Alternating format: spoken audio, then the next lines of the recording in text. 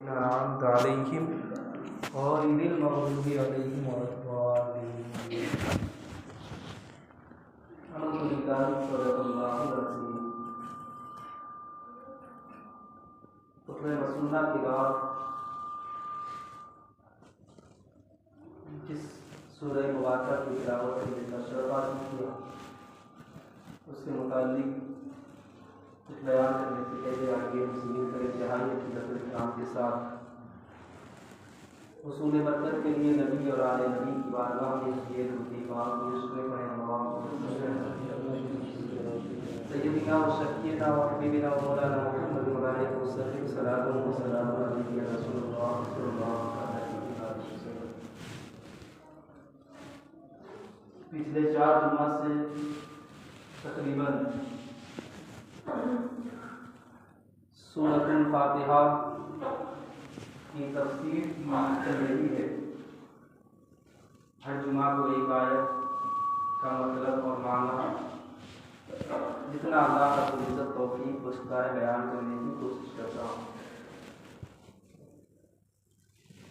یقیناً اللہ کے کلام میں بڑی دوربینی اور دوراندیشی ہے. بندہ جتنا کلام مجید کی آیتوں میں متاثر کرتا جائے مشکل ہے کہ اسے انتہا ملے وہ اس آیت کے معنی اور مطلب میں اور گہرائی میں طے کرتا وہ نظر آئے گا. میں نے اپنی کم علمی کی بنیاد پر جو کچھ بھی ہو سکا جو کچھ اللہ نے توفیق بخشی کتابوں سے کلام مجید کی تفاسیر سے کتب احادیث سے مطالعہ کر کے آپ لوگوں کے سامنے بہترین گفتگو رکھنے کی کوشش کی اور جن لوگوں نے سنا ہوگا غور سے امید ہے کہ انہوں نے کچھ نہ کچھ فائدہ حاصل ضرور کیا ہوگا. خیر اپنی گفتگو کی طرف آتا ہوں. سورۃ الفاتحہ ایک بہترین اور عمدہ سورہ ہے. اس کی فضیلت کے تعلق سے بھی بیان ہو چکا. بس اس بات سے اپنے قول کا آغاز اپنی تقریر کا آغاز کہ حضرت علی کرم اللہ تعالی وجہ الکریم ارشاد فرماتے ہیں کہ اگر میں سورۃ الفاتحہ کی تفسیر لکھنا شروع کروں تو 40 اونٹوں کو اس کی تفاصیل سے بھر دوں گا. الحمدللہ رب العالمین تمام تعریف ثابت ہے اس رب کے لیے جو سارے جہان کا پالنہار حقیقی ہے. الرحمن الرحیم جو رحمان ہے رحیم ہے. مالک یوم الدین اور قیامت کے دن جزا کے دن کا مالک ہی ہے. یہاں تک آپ حضرات کی گفتگو سماعت فرمائی. اب آگے بڑھیں. اللہ رب العزت قرآن مجید کی سورہ میں ارشاد فرماتا ہے ایاک نعبد و ایاک نستعین. ہم تیری ہی عبادت کرتے ہیں اور تجھ ہی سے مدد چاہتے ہیں.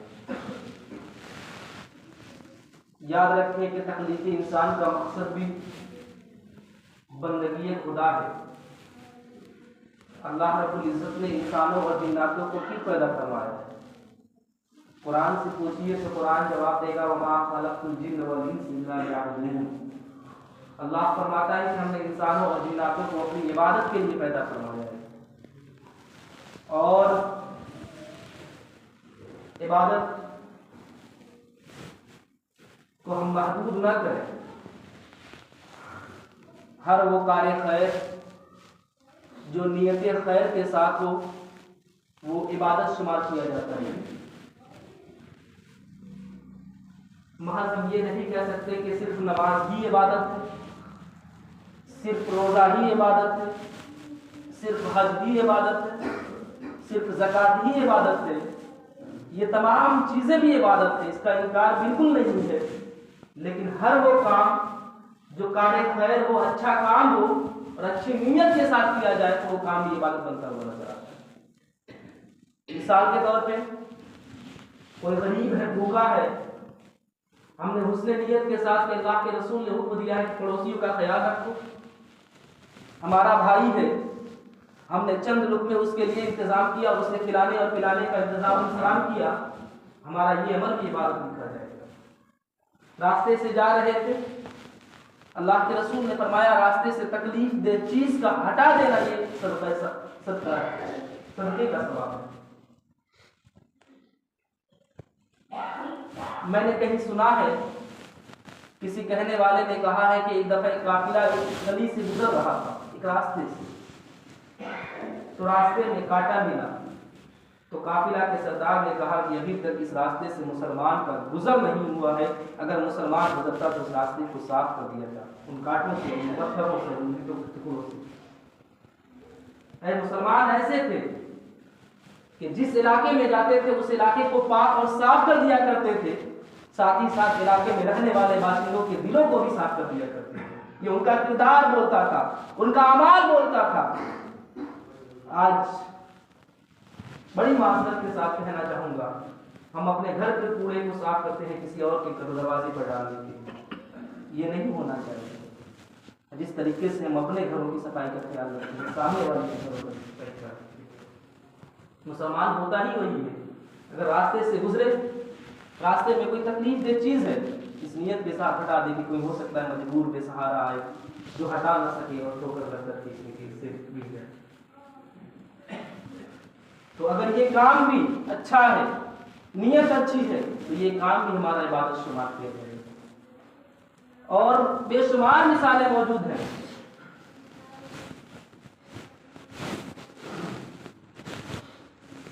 بے شمار مثالیں موجود ہیں، آپ ان تمام مثالوں کو ملاحظہ کر سکتے ہیں۔ کوئی بندے مومن تکلیف میں ہے، درد میں، آپ اس کے لیے جائیں، سہارا بنیں، اس کے دکھوں پر مرہم لگانے کی کوشش کریں۔ کام اچھا ہے، کسی کے لیے مرہم بن رہے ہیں، نیت بھی اچھی ہو کہ اگر میں اس کے لیے مرہم بنوں گا تو اللہ مجھے جزا عطا فرمائے گا، تو یہ کام بھی ہمارا عبادت بن جائے گا۔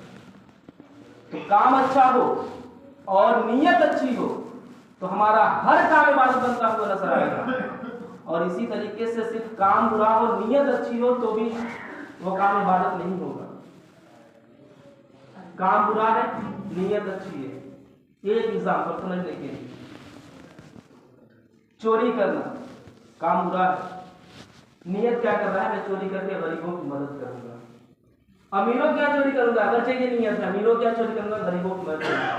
کام برا ہے، نیت اچھی ہے، غریبوں کی مدد کرنا، یہ کام عبادت شمار نہیں کیا جا سکتا۔ کام بھی اچھا ہونا چاہیے اور نیت بھی اچھی ہونی چاہیے۔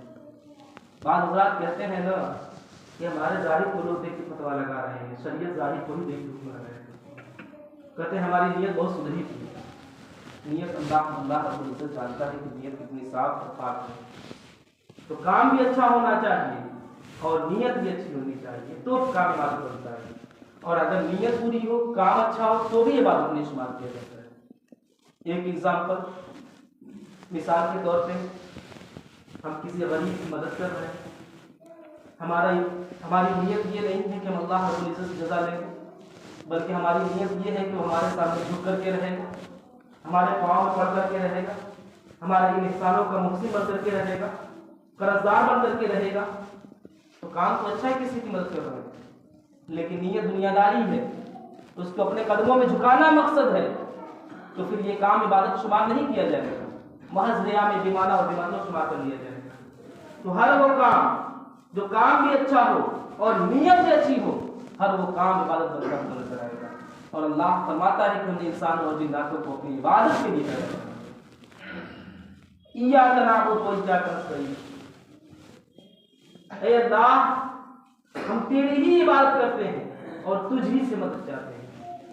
آپ ان سے پہلی 3 آیتوں کا آپ نے ملاحظہ کیا، معنی اور مطلب، کہ پہلے ہم نے اللہ رب العزت نے پہلے ہمیں ایک اسلوب دیا کہ اس کی کبریائی کو ہم بیان کرتے ہیں کہ اے اللہ تو ہی ہے، تیری ہی کے لیے تمام تعریفیں ہیں، تو ہی سارے جہاں کو پالتا اور کھلاتا پلاتا ہے اور جلاتا مارتا ہے، اور تو ہی رحمان ہے، تو ہی رحیم ہے، تو ہی سزا اور جزا دینے والا ہے۔ اے رب، جب تو اتنی قدرتوں کا مالک ہے تو ہم تیری ہی عبادت کرتے ہیں۔ جب اللہ کی بارگاہ میں اپنے ہاتھوں کو دعاؤں کے لیے اٹھاؤ تو یہ علماء فرماتے ہیں اس سورہ فاتحہ کے نظر میں کہ پہلے اللہ کی کبریائی بیان کرو، اس کی بارگاہ میں اس کی وحدانیت کا ذکر کرو۔ اے اللہ، تو بڑا رحیم ہے، تو بڑا کریم ہے، تو بخش دے، تو بخشنے والا ہے۔ اس طریقے سے اسلوب کو اپنا کے اللہ کی بارگاہ میں دعاؤں کی قبولیت کا ایک مزدہ جافزہ حاصل کرو۔ ایاک نعبد و ایاک نستعین کا ایک مطلب عبادت بھی ہے، ایک مطلب اطاعت بھی ہے۔ اے اللہ، تیری ہی اطاعت کیا کرتے ہیں اور تیری ہی فرما برداری کیا کرتے ہیں، تیرے علاوہ کسی کی فرما برداری نہیں کر سکتے۔ ہاں، ان لوگوں کی کرتے ہیں جن کا کرنے کا تم نے حکم دیتے ہیں۔ اطیعوا اللہ و اطیعوا الرسول، ہم اللہ کی بھی اطاعت کرتے ہیں، اللہ کے رسول کی اطاعت کرتے ہیں، کیونکہ اللہ ہی نے ہمیں اللہ کے رسول کی اطاعت کرنے کا حکم دیا ہے۔ اس کے نیک بندوں کے راستے پر چلنے کا حکم اس وحدہ لا شریک نہیں دیا ہے، تو ہم انہی کی اطاعت کرتے ہیں جن کا اللہ رب العزت نے ہمیں اطاعت کرنے کا حکم دیا۔ اور یاد رکھیں، بندہ جب اپنے مقصد پہ رہتا ہے، اپنے منزل پہ رہتا ہے، تب تک وہ صحیح اور سلامتی کے ساتھ رہا کرتا ہے۔ سمجھنے کے لیے ایک آسان سی مثال ہے، ٹرین پٹری پہ چلے تو محفوظ منزل تک پہنچ سکتی ہے، پٹری سے ہٹ کر کے زمین پر چل کر کے منزل تک پہنچنے کی کوشش کرے تو شاید وہ نہیں پہنچے۔ اسی طریقے سے بندہ جب رب کی عبادت اور بندگی کرتا رہتا ہے، اس کی فرما برداری کرتا رہتا ہے، تبھی اللہ رب العزت اسے انعام کے طور پر جنت جیسے عظیم معجزہ جافزہ سے نوازتا ہے۔ اور بندہ جب رب کی نافرمانیوں کر دیتا ہے، رب کی بنائی حدود سے باہر ہو جاتا ہے، اس کی نافرمانیوں پہ نافرمانیاں کرتا جاتا ہے، تو پھر اللہ رب العزت نے اس کے لیے جہنم جیسے عظیم اور شدید عذاب کی وعید سنائی ہے۔ تو اگر ہمیں اپنے مقصد پہ رہ کر کے چلنا ہے تو اس رب کے سامنے اپنی پیشانیوں کو جھکانا ہوگا، اپنے ہر عمل بہتر عمل کو تلاش کر کے بہتر نیت کے ساتھ کرنا ہوگا۔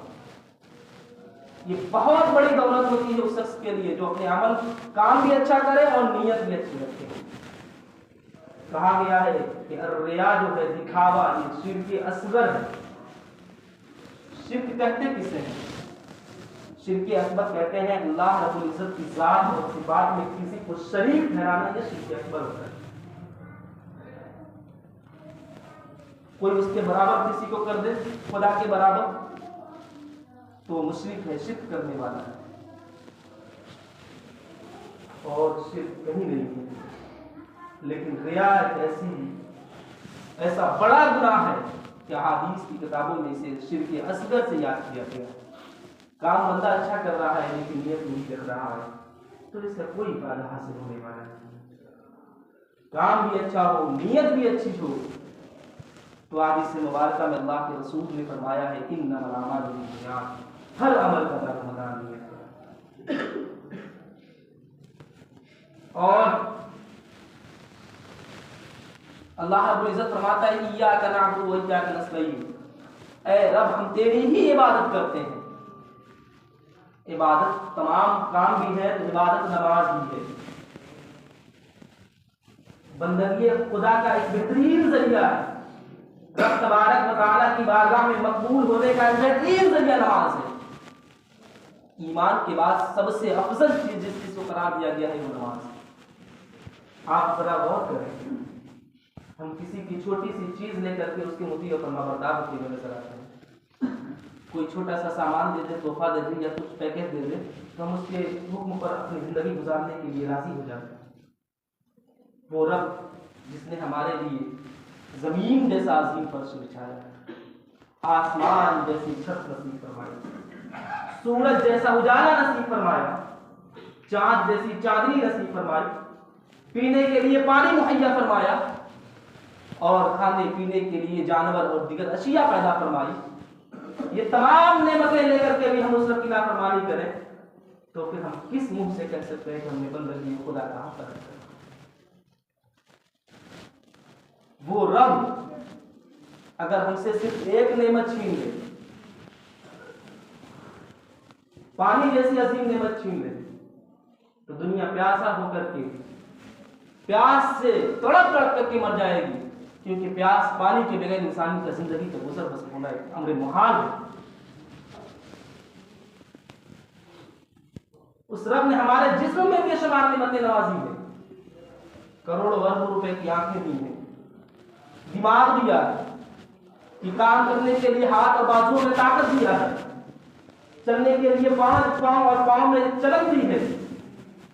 یہ اس کس کا احسان ہے؟ اسی رب کا احسان ہے۔ اگر وہ چاہتا تو ہمیں بے ہاتھ اور پاؤں کو پیدا فرما دیتا۔ ہم کیا کر سکتے تھے؟ وہ ہمارا خالق ہے، وہ پیدا فرمانے والا ہے، وہ مالک ہے، وہ جیسا چاہے کر، یہ اس کا حق ہے۔ لیکن یہ کرم والا ہے، کرم ہے اللہ رب العزت نے ہمیں صحیح اور سالم پیدا فرمایا۔ تو اب کیا چاہیے؟ تو اب ہمیں چاہیے کہ اس رب کے احسانوں کا شکریہ ادا کریں، اس کی بارگاہ میں اپنی پیشانیوں کو جھکائیں۔ چھوٹے چھوٹے انعامات اور احسانات لوگوں سے لے کر کے اپنی زندگی جس طریقے سے لوگوں کے موتی و فرمانبردار کرتے رہتے ہیں، گرچہ یہ مجازی موتی و فرمانبردار ہونا ہے، ہزاروں کروڑوں اربوں کروڑوں لامحدود نعمتیں، ایک سانس جو اندر جاتی ہے ہر لمحہ ہر سیکنڈ ہر آن، اور ایک سانس جو ہم چھوڑتے ہیں یہ بھی نعمت نہیں ہے۔ ایک سانس جو صرف اندر جانا بند ہو جائے تو بھی انسان اس دنیا سے چلا جائے گا، ایک سانس جو باہر نکلنا بند ہو جائے تو بھی اس دنیا سے انسان اس دنیا سے چلا جائے گا۔ یہ سب احسان ہے اللہ رب العزت کا۔ کتنے احسان ہیں، اتنے احسان ہیں کہ ہم اس کے احسانوں کو شمار تک نہیں کر سکتے۔ اللہ خود کلام مجید میں ارشاد فرماتا ہے کہ تم رب کی نعمتوں کا شکر شمار ہی نہیں کر سکتے۔ تو اب کیا چاہیے؟ اب ہمیں چاہیے کہ جس نے ہم پر اتنا احسان کیا ہے، اتنا کرم کیا ہے، تمام نعمتوں سے نوازا ہے، تو ہمیں بھی تو چاہیے کہ اس کے بعد اپنی پیشانیوں کو جھکا کر کے اس کا حق ادا کرنے کی کوشش کریں۔ کما حقوق حق ادا نہیں کر سکتے، لیکن کوشش کریں، رب کی رحمتوں سے امید رکھیں۔ رب تبارک و تعالیٰ رؤوف بھی ہے، رحیم بھی ہے، وہ ہمارے خالی ہاتھوں کو خالی لوٹانے والا نہیں ہے۔ اگر ہم اس کی بارگاہ میں اپنے ہاتھوں کو بلند کرتے ہیں، اچھا یہ بھی ایک مسئلہ ہے کہ ہم دنیا دار سے اگر سوال کریں 1 مرتبہ 2 مرتبہ 3 مرتبہ 20 مرتبہ تو وہ کہا جائے گا، ایک دن ایسا آئے گا کہے گا کہ یہ بھاگ جانا ہے۔ لیکن قربان جاؤ، کتنا بڑا احسان رب نے ہمیں فرمایا ہے۔ وہ خود فرماتا ہے کہ تم میری بارگاہ میں جتنا ہوگے اتنی ہی زیادہ عزت پاؤ گے، جتنا اپنے ہاتھوں کو اس کی بارگاہ میں اٹھاؤ گے اتنا ہی زیادہ انعام و اکرامات نوازے گا۔ وہ رب ایسا، وہ بارگاہ ایسی بارگاہ نہیں ہے جہاں جھڑکے جاؤ، وہ بارگاہ ایسی بارگاہ ہے جہاں سے ہمیشہ عطا کیا جاتا ہے اور بڑھ چڑھ کر کے عطا کیا جاتا ہے۔ وہ رب تو وہ ہے جو 100 خون کے قاتل کو بھی معاف فرما دیتا ہے۔ تو ہمیں کیا چاہیے؟ ہمیں یہ شکر ہے اللہ رب العزت کا کہ اس نے ہمیں مسلمان کے گھر میں پیدا فرمایا، اس کی وحدانیت کا اقرار کرنے والا بنایا۔ سب سے بڑا احسان یہی ہے۔ دنیا کی تمام نعمتیں دے دیتا اور ایمان نہ دیتا تو ہم نعمتیں لے کر کے کیا حاصل کریں؟ دنیا کی زندگی چند دن کی زندگی ہے۔ یہ احسان ہے اللہ رب العزت کا جب اس نے ہم پر احسان کیا ہے۔ تو اے بندوں، اے اللہ کے بندوں، اے مومنوں، ہمیں بھی چاہیے کہ اس کے احسانوں کا شکریہ ادا کریں، اور وہ شکریہ اسی طور پہ ادا ہو سکتا ہے کہ اس کی بندگی کریں، اس کی اطاعت و فرمانبرداری کریں، اور زندگی کو مقصد زندگی پر گزارنے کی کوشش کریں۔ اللہ رب العزت کی بارگاہ میں دعا کروں اللہ رب العزت ہم سب پر اپنا فضل خاص فرمائے۔ استغفر اللہ ربی من کل ذنب واتوب الیہ، جو حضرات سنت نہ پڑھیں وہ سنت سے پاری کریں۔ السلام علیکم و رحمۃ اللہ وبرکاتہ۔